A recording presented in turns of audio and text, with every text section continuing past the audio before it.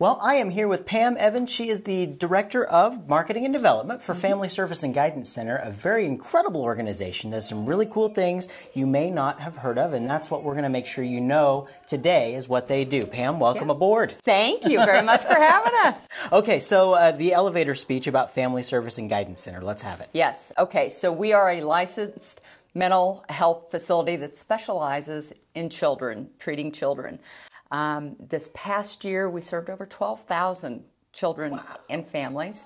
What's the range there? Anywhere from 2 to 22 is the ages served. Wide range. What about the area that you serve? Primarily, it is Shawnee County. However, because we have a full psychiatric service side, 50 counties. We've had clients come in from 50 counties. So it is really far-reaching. Because you guys want to make sure that, children who have problems, they get the appropriate attention. Absolutely. And the key is the early intervention. If you catch it early, it sets the kids up for success in the future. Absolutely. I can't even imagine. How long have you guys been around? Since 1904. 1904. Right. It actually, the organization was originally put together in response to a flood in the community. And over the years, the mission has changed a little bit depending upon the community needs, and the mental health side of things became very apparent many years ago, and that's where our focus is. And so you're focusing primarily on the children, and how does that affect their families, and what is that whole package there? Right.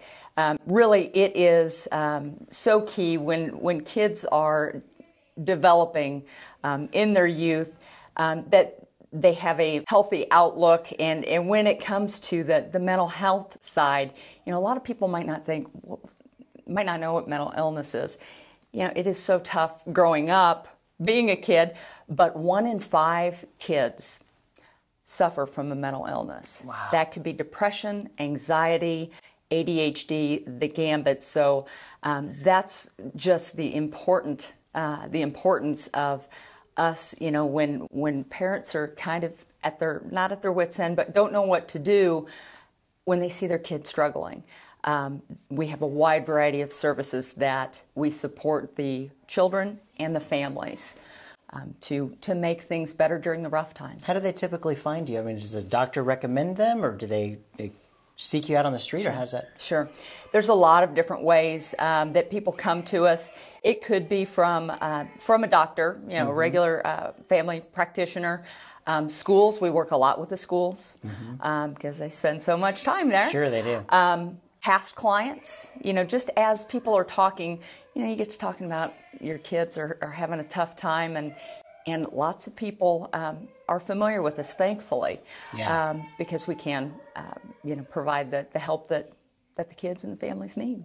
Absolutely. And I think it's a wonderful thing that you do, because these kids, they have problems. They didn't ask for that. Absolutely. And to have people out there looking for that, and the community comes together as well. How are you guys funded for that? Well, funding for the agency, the majority of our funding comes from the fees that we charge. Sure.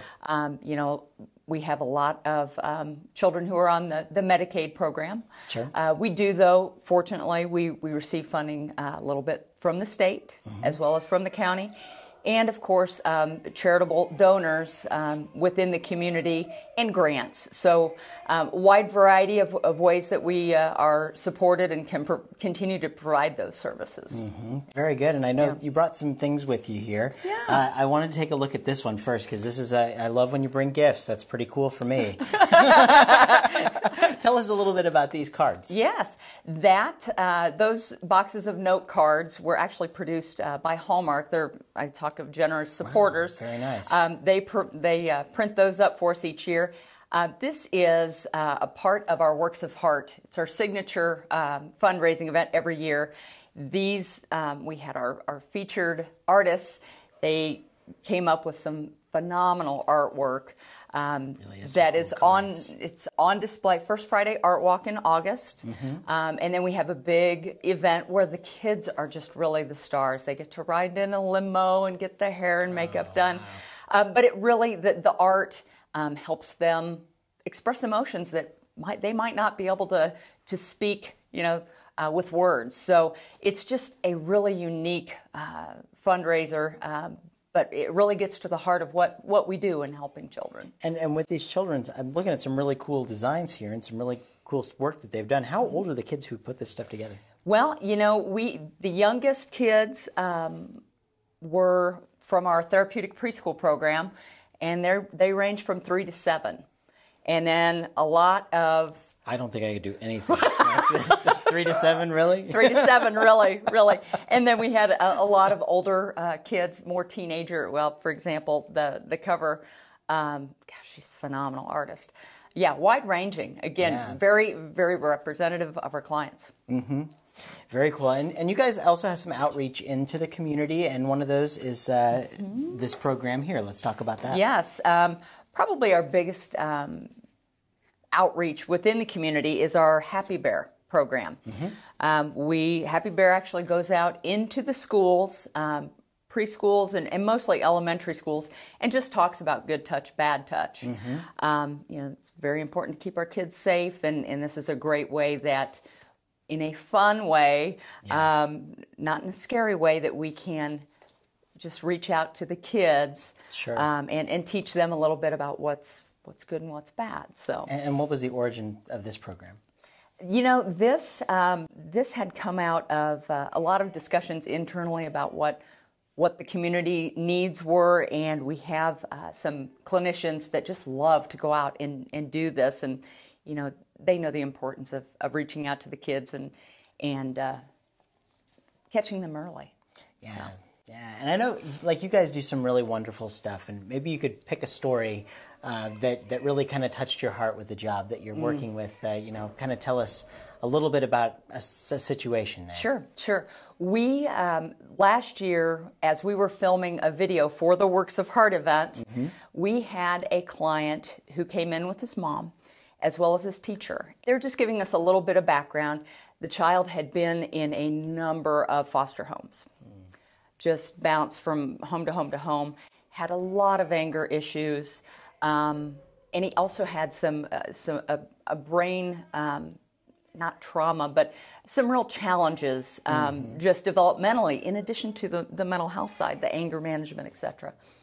And he is now with a family that has worked with us for a while. He's been coming in, and as Mom was telling us the story, he struggled to meet the level for annual testing. Mm-hmm. A teacher that believed in him so much, even though the doctors told him he may have reached his capacity, teacher said, no, I know he can do it. I've seen the improvement. He made, as we were filming, he reached the level this year. And he had to call Mom. That, right when they got the grades in. Of course, yeah. And he's talking. He actually interacts with the family now. The anger management. He's not angry anymore. I don't want to say it's just a lot happier in the house. And you talk about touching the heart. Boy, I'm sitting there and I'm about tearing up. Yeah. But just to know that you can make that much of a difference. When you care and when you get the proper help. It's not a bad thing to reach out for help, and that's a big thing that we stress. Yeah.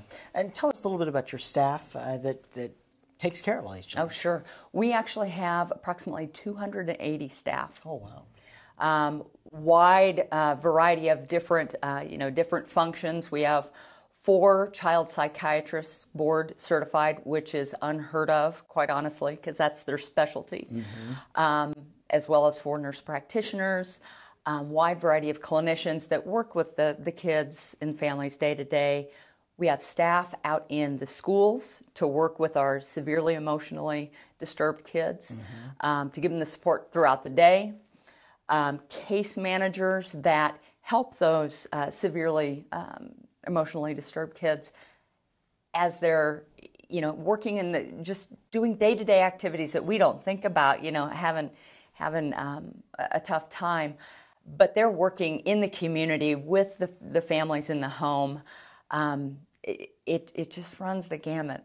We have the staff in the schools. It is just amazing to me. I'm still somewhat new to the organization. Yeah. But what an effect. And everybody, lives the mission. They're there for the kids. Yeah, yeah. And isn't that one of the things that, there's kind of a lack of mental health clinicians and those folks, like there needs to be more of them in the world, doesn't there? Mm-hmm.